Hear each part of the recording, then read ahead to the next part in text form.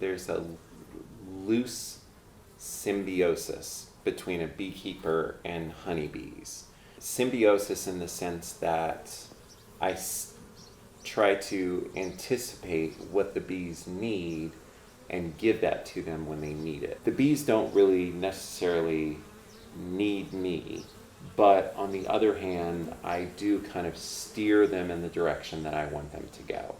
You know, they give me honey and I make sure they stay healthy and, happy and have a laying queen and things like that.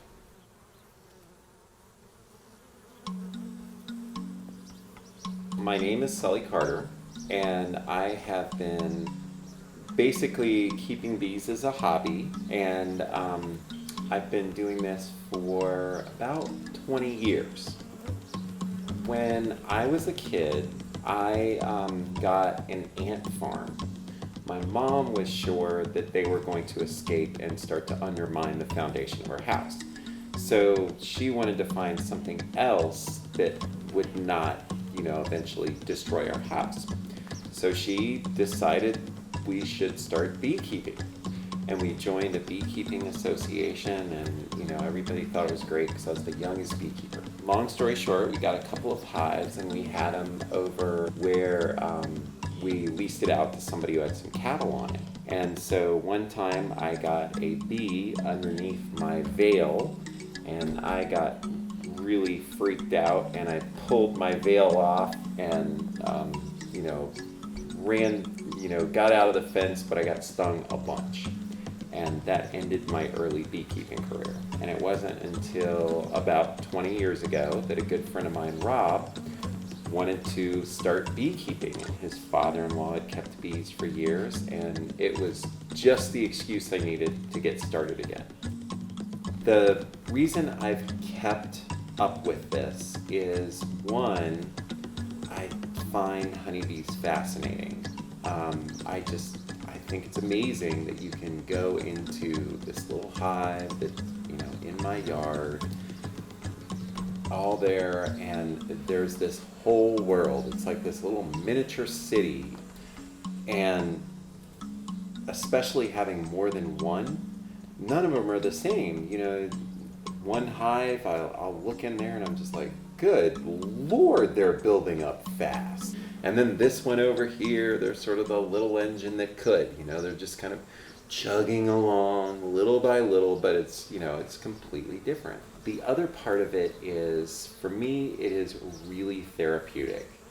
I go out, it's usually hot, but as soon as I start working in those hives, I have to move slowly because if I move too quickly, the bees are gonna, see my hand moving and they're going to be drawn to it and they're gonna sting me. So I have to move slowly.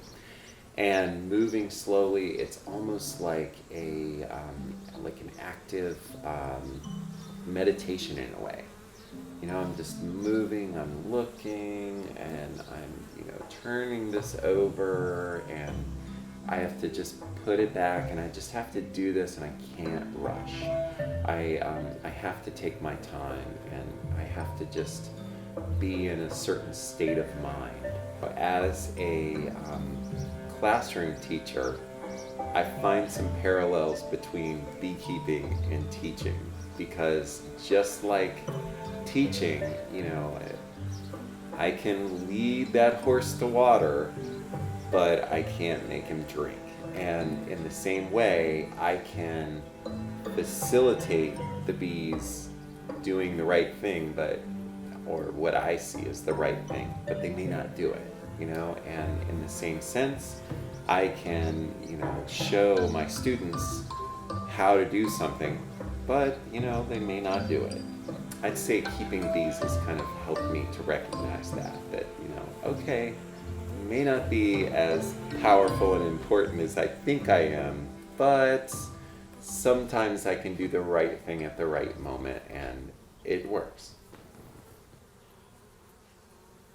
I would say today is one of the highs for beekeeping. For me, my goal is to raise healthy hives that make a lot of honey. And, I enjoy honey, and that's this is one of the best days of the year because, wow, all that honey, when I bottle it up and then you put it all on the shelf, and there's just like basically a year's supply of honey right there. That makes my day. That makes my week. So in a unit, you've got all these worker bees doing all of these different jobs. And the really interesting thing about it for me is bees themselves, they've got this tiny little brain. And one individual bee is not terribly intelligent, but you put 60,000 of them together and they figure stuff out that one insect could never do.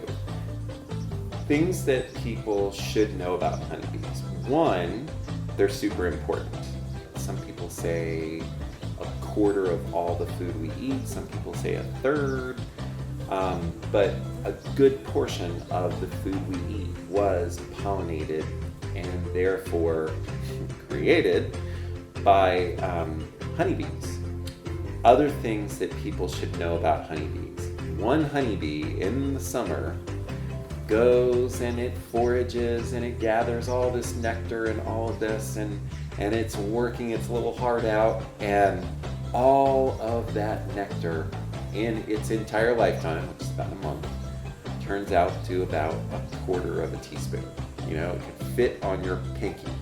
That's their life's work. But once again, if you consider that whole hive as an organism, they can do incredible things. They can fill up just boxes and boxes with pounds and pounds of honey. The other thing that people should really know about honeybees is they are really very gentle creatures.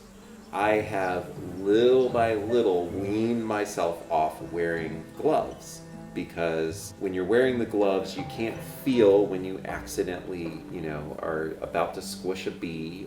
It forces me to be careful and slow. And I figure that kind of, levels things out a little bit. The bees can sting me, it would hurt, but, on the other hand, that being said, I, look through my hives, I rarely wear gloves, and I rarely get stung. Some things I would say in support of beekeeping. One of the things that really gives me a lot of satisfaction and enjoyment is this kind of, connection to these little living things, something, some little hive that needs your attention.